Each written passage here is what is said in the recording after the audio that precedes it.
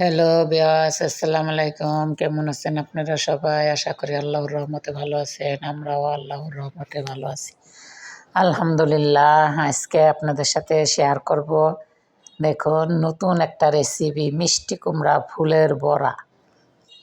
এই যে দেখুন, চাল ডাল একসাথ করে সুন্দর করে ধুয়ে পরিষ্কার করে নিচ্ছি।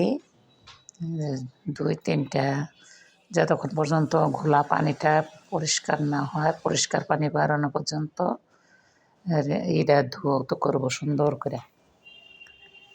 করে ধুয়ে তারপরে পানি দিয়ে ভিজিয়ে রাখবো 15-20 মিনিট ভিজিয়ে রাখবো।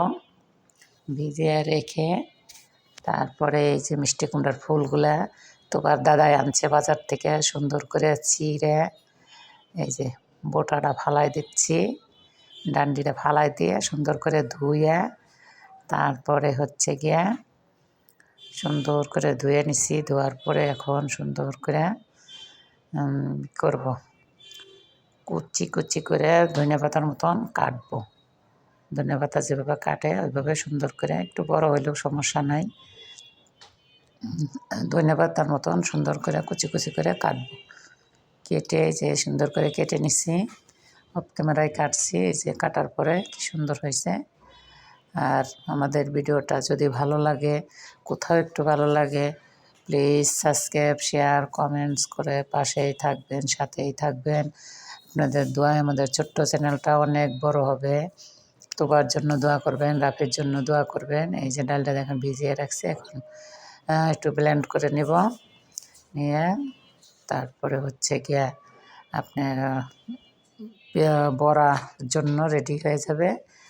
তারপরে আপনার ভিতরে কি কি মিক্সড করে দেখতে থাকুন। এই যে দেখুন, পেঁয়াজ কেটে রাখছি কুচি করে, কাঁচামরিচ, ধনিয়া পাতা, তারপরে এই যে ব্লেন্ড হয়ে গেছে। এখন বাটিতে ঢেলে নেব। বেশি মিহিন হয়ে গেছে, একটু আদা ভাঙ্গা হলে ভালো হয়, বেশি মুসমুসে হয়। মিহিন হয়ে গেছে। এখন এই যে পেঁয়াজ, কাঁচামরিচ, তারপরে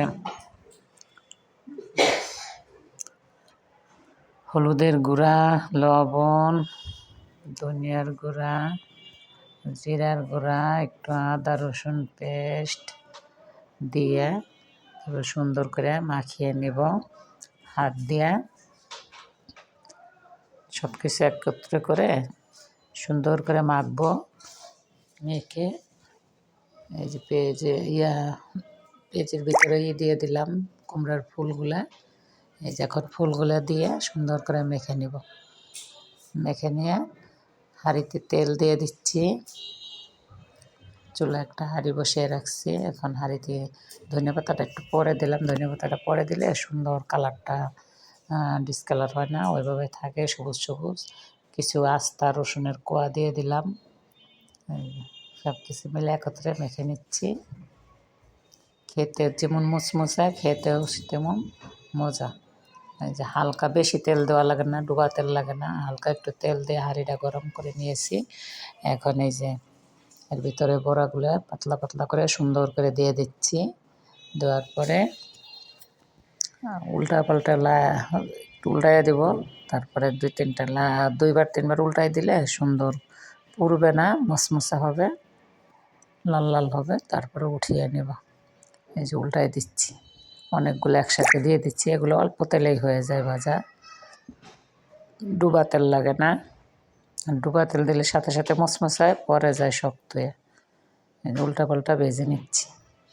দেখুন কি সুন্দর হয়েছে। অল্প কটা মিষ্টি কুমড়ার ফুলের অনেক দাম, তারপরে পাওয়া যায় না, পেয়েছে সামনে নিয়ে আসছে, এই জন্য আর কি আজকে বড়াগুলো বানাচ্ছি। এই যে হয়ে গেছে, দেখেন কি সুন্দর হয়েছে, কালারগুলো লাল লাল হয়ে গেছে, মুসমুসে, খেতেও অনেক স্বাদ। দেখেন কি সুন্দর হয়েছে। আপনারা বানিয়ে খেয়ে দেখবেন।